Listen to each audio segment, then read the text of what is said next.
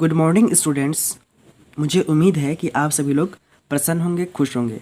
दोस्तों देखिए, आज की इस लेक्चर में हम बात करेंगे इलेक्ट्रॉनिक्स इंजीनियरिंग से रिलेटेड। आपको बता दूं कि देखिए, जो इलेक्ट्रॉनिक्स है, इलेक्ट्रॉनिक्स इंजीनियरिंग में बहुत इम्पोर्टेंट है। इसके बारे में हम जानना आरंभ करते हैं। ये क्या है, कैसा है, इसका क्षेत्र क्या है, इसका अर्थ क्या है, इसमें कंपोनेंट्स कैसे होते हैं, सब हम बताएंगे आपको। बस आप लोग ध्यान से बने रहिएगा। सबसे पहले इसके परिचय के बारे में जानते हैं कि इलेक्ट्रॉनिक्स आखिर है क्या।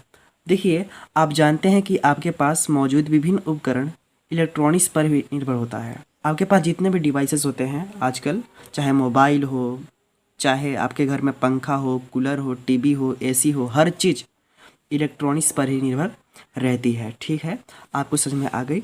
चाहे कोई भी चीज़ देख लीजिए, आप चाहे कोई भी चीज़ देखिए, पंखा, कूलर, टीवी, एसी, ये सब, लाइट, बल्ब, ये सब सब सब इलेक्ट्रॉनिक्स सब पर ही निर्भर रहती है। एग्जाम्पल के लिए देखा जाए तो रेडियो, टीवी, मोबाइल फ़ोन, ये सब क्या है, इलेक्ट्रॉनिक्स पर ही निर्भर रहते हैं। चलिए दोस्तों, हम इलेक्ट्रॉनिक्स के अर्थ को समझते हैं अब। What is electronics. ठीक है, आप लोग ध्यान से बनिएगा। देखिए, इलेक्ट्रॉनिक्स शब्द दो शब्दों से मिलकर बना है, इलेक्ट्रॉन प्लस डायनेमिक्स। इलेक्ट्रॉन्स और डायनेमिक्स, डायनेमिक्स का मतलब होता है चलायमान स्थिति में गति करता हुआ, यानी कि इसमें इलेक्ट्रॉनिक्स के अंतर्गत ऐसे उपकरणों का अध्ययन करेंगे जिसमें इलेक्ट्रॉन्स गति करते हैं। क्या चीज़, इलेक्ट्रॉन्स गति करते हैं। वही चीज़ यहाँ पर लिखे हैं हम कि अर्थात इलेक्ट्रॉनिक्स विज्ञान तथा इंजीनियरिंग का वह क्षेत्र है जिसके अंतर्गत इलेक्ट्रॉन्स की गति पर आधारित डिवाइसेस की स्टडी करते हैं। क्या समझे, यानी कि इलेक्ट्रॉन्स गति करता है, ऐसे डिवाइसेस का अध्ययन करते हैं इलेक्ट्रॉनिक्स के माध्यम से। ठीक है ना। अब समझते हैं हम इलेक्ट्रॉनिक्स के क्षेत्र के बारे में कि इलेक्ट्रॉनिक्स का क्षेत्र कितना बड़ा है, कहाँ कहाँ यूज करते हैं। ठीक है ना, कहाँ कहाँ प्रयोग में आती है इलेक्ट्रॉनिक्स, इस बारे में अध्ययन कर लेते हैं।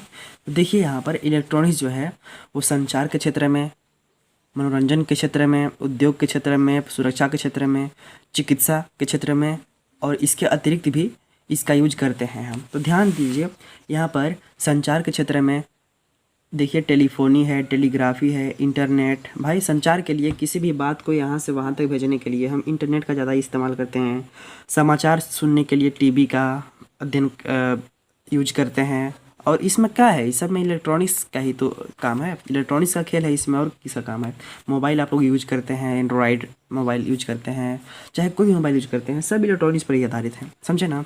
और इसका जो यूज होता है ये संचार के क्षेत्र में करते हैं। इसके बाद देखिए, मनोरंजन के क्षेत्र में भी इलेक्ट्रॉनिक्स का यूज करते हैं। भाई जो टीवी बनाए हैं उसमें तो इलेक्ट्रॉनिक्स डिवाइसेस लगे हैं कि नहीं, इलेक्ट्रॉनिक्स डिवाइसेस। इसलिए मनोरंजन के क्षेत्र में भी TV, radio, internet, computer, CD player, ये सब क्या है, इलेक्ट्रॉनिक्स के क्षेत्र है। यानी मनोरंजन के क्षेत्र में ये सब आते हैं। ठीक है ना। कंप्यूटर का भी यूज करते हैं मनोरंजन करने के लिए, रेडियो का भी, सीडी प्लेयर का भी, सब का। देखिए, उद्योग के क्षेत्र में इलेक्ट्रॉनिक्स का जो ये वर्क है, यहाँ पर देखिएगा कंप्यूटर। देखिए, जब उद्योग हम करते हैं, कोई भी उद्योग धंधा, तो उसमें कंप्यूटर का बहुत बड़ा योगदान होता है। ठीक है ना। अब देखिए, रोबोट हर चीज़ को आसानी से कर लेता है। अगर इंसान कोई काम न करे, एक मशीन होती है ये चीज़ रोबोट, और इंसान यदि नहीं करे कोई काम, अगर इसमें सब फिट कर दे, वो सब प्रोग्रामिंग कर दे रोबोट के अंदर, तो वही सब कार्य करने लगता है। ठीक है ना। देखिए, फिर सॉफ्टवेयर, उद्योग के लिए सॉफ्टवेयर बनाइए, ये सब कीजिए, सब क्या होगा, ये उद्योग के क्षेत्र में ये सब इलेक्ट्रॉनिक्स वर्क आते हैं। सुरक्षा के क्षेत्र में रडार हो गया, निर्देशित मिसाइल हो गया, सैटेलाइट, ये सब क्या है, इलेक्ट्रॉनिक्स के क्षेत्र में यूज करते हैं। इतना बड़ा है इलेक्ट्रॉनिक्स क्षेत्र। देखिए, चिकित्सा के क्षेत्र में अगर हम एक्सरे करते हैं, एक्सरे किसी का हड्डी टूट जाए, कोई एक्सीडेंट कर जाए, तो उस सिचुएशन में क्या करेंगे भाई, जब पता चलेगा तब ना कि हड्डी कहाँ टूटा है, तभी तो ऑपरेशन करेगा, चाहे तो तभी तो मलहम पट्टी करेगा डॉक्टर। ये पागल है, वो भी करेगा। यहाँ पर देखिए, एक्सरे जो है, एक्सरे कैसे करेगा भाई, इलेक्ट्रॉनिक्स डिवाइसेस इसमें लगे होते हैं एक्सरे में। ठीक है ना, ध्यान से देखिएगा। इसके बाद अन्य में अंतरिक्ष की खोज करने के लिए भी इलेक्ट्रॉनिक्स का बहुत ज़्यादा योगदान होती है। चलिए हम आगे समझते हैं। ठीक है, आप लोग बस बने रहिएगा और मेरे इस मेहनत के लिए छोटी सी लाइक कर दीजिएगा और चैनल को प्लीज़ सब्सक्राइब कर लीजिएगा।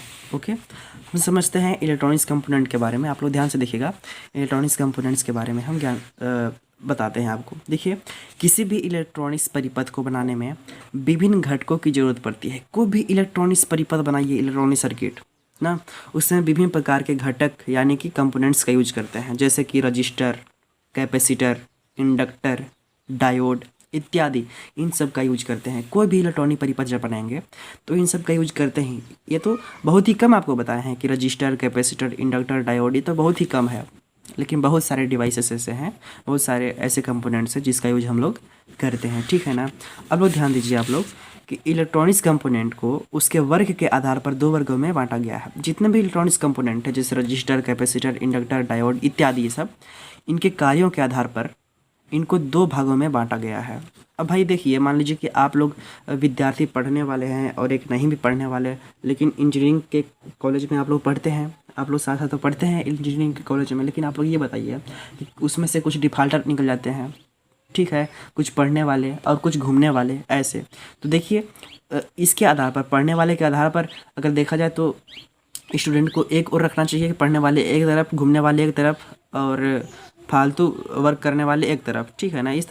इसी तरह से इन लोग का भी जो काम है, डायोड का, कैपेसिटर का, रजिस्टर का, इंडक्टर का ना, ये सब जो कंपोनेंट्स है, इलेक्ट्रॉनिक्स कंपोनेंट्स, इनके कार्य के आधार पर भी इसके दो वर्गों में बांटा गया है। ठीक है। अब क्या है हम बताते हैं। जैसे देखिए, पहला है निष्क्रिय घटक और दूसरा सक्रिय घटक। यानी कि निष्क्रिय का मतलब होता है पैसिव कंपोनेंट और एक्टिव कंपोनेंट। एक्टिव और पैसिव दो ठो कंपोनेंट होते हैं ना, यानी कि इनके कार्यों के आधार पर बांटे गए हैं। ठीक है। तो आप लोग बने रहिए, हम आपको बताते हैं निष्क्रिय और सक्रिय घटक के बारे में डिटेल से। ठीक है। देखिएगा, आगे समझिए आप लोग। दोस्तों अब ध्यान दीजिए, यहाँ पर निष्क्रिय घटक यानी कि पैसिव कंपोनेंट के बारे में बताते हैं। ठीक है ना। पैसिव का मतलब निष्क्रिय, निष्क्रिय कंपोनेंट के बारे में समझ लीजिए। देखिए यहाँ पर कि ऐसे कंपोनेंट्स जिन्हें कार्य करने के लिए बाह्य ऊर्जा स्रोत की आवश्यकता नहीं होती है, पैसिव कंपोनेंट कहलाता है। यानी कि बाहरी से कोई ऊर्जा स्रोत नहीं देना है। देखिए, पैसिव यानी कि निष्क्रिय अवस्था में रहता है और इसको काम करने के लिए कोई बाह्य ऊर्जा स्रोत की आवश्यकता नहीं होती है। जैसे कि मान लीजिए उदाहरण के लिए रजिस्टर है या कैपेसिटर हो गया, इंडक्टर हो गया।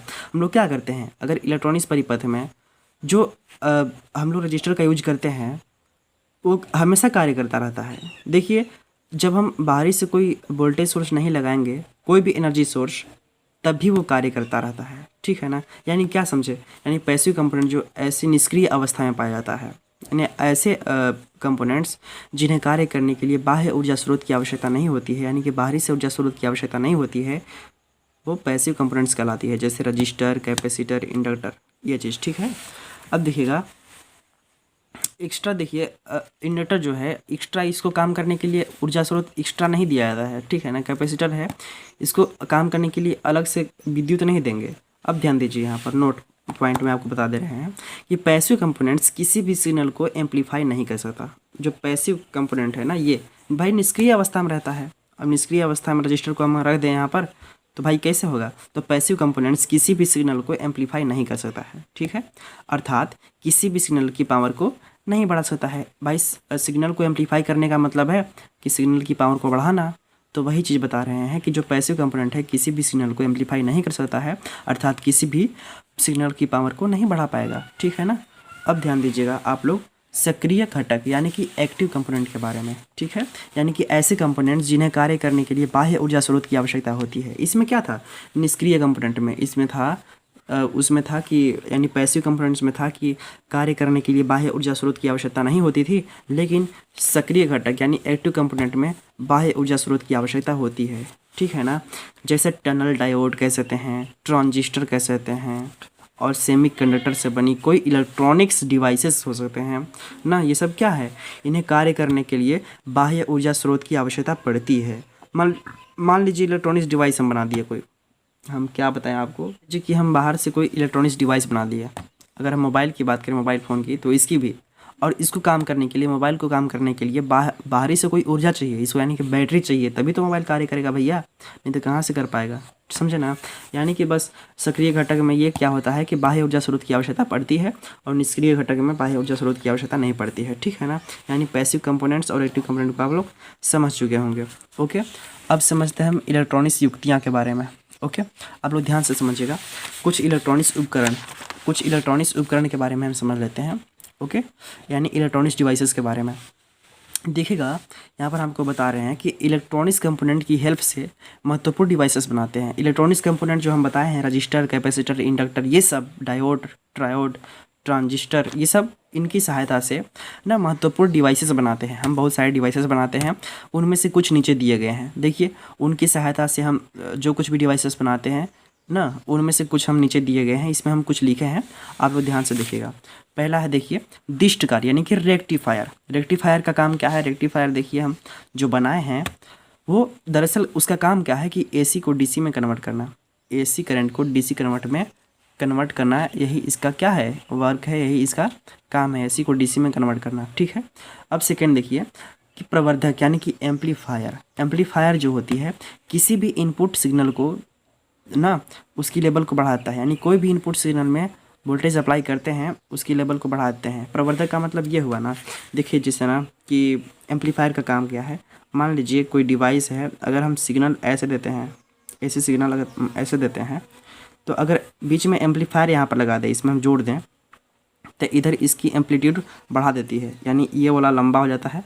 ये चीज़ देखिए इस तरह से, यानी कि इसका जो पहले देखिए इसका लेवल इतना था यहाँ से यहाँ तक, लेकिन अब देखिए इतना बड़ा हो गया। यही चीज़ एम्पलीफायर का काम है कि किसी भी जो इनपुट सिग्नल की लेवल को इंक्रीज़ कर देता है, अर्थात वोल्टेज व पावर की लेवल को बढ़ा देता है। ठीक है ना, एम्पलीफायर का जो काम आपको बताए थे।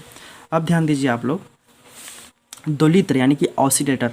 ऑसिलेटर जो होती है इसके द्वारा डिज़ायर्ड फ्रीक्वेंसी की विद्युत तरंगें उत्पन्न की जाती है। यानी जितना हमको फ्रीक्वेंसी, ऑसिलेटर जो है, ऑसिलेटर का काम ही है कि जितना आवश्यक हो फ्रीक्वेंसी उतना ही विद्युत तरंगें उत्पन्न करती है हमारी ऑसिलेटर। समझे ना।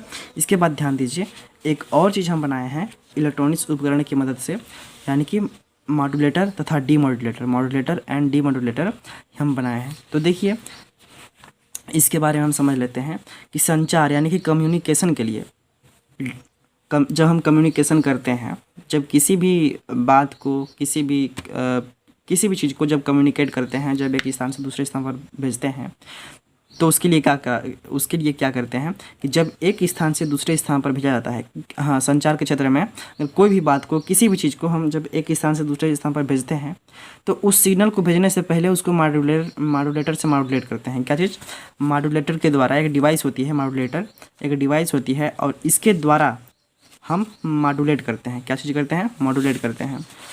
अब एक बात और बताते हैं, सिग्नल को रिसीव करने के बाद जब रिसीवर सिग्नल को रिसीव कर लेता है तो उसके बाद डीमॉड्यूलेशन होता है। क्या चीज़? डीमॉड्यूलेशन होता है। ठीक है, आप लोग की इतनी बात समझ में आ गई होगी। अब ध्यान दीजिएगा, इलेक्ट्रॉनिक्स से रिलेटेड कुछ बेसिक चीज़ें हम लोग जान चुके, ठीक है ना।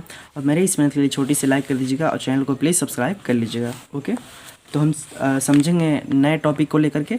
अब मिलते हैं नेक्स्ट वीडियो में, तब तक के लिए अपना ख्याल रखिएगा। आप लोग ठीक रहिएगा, खुशी से रहिएगा और ध्यान से पढ़िएगा। धन्यवाद।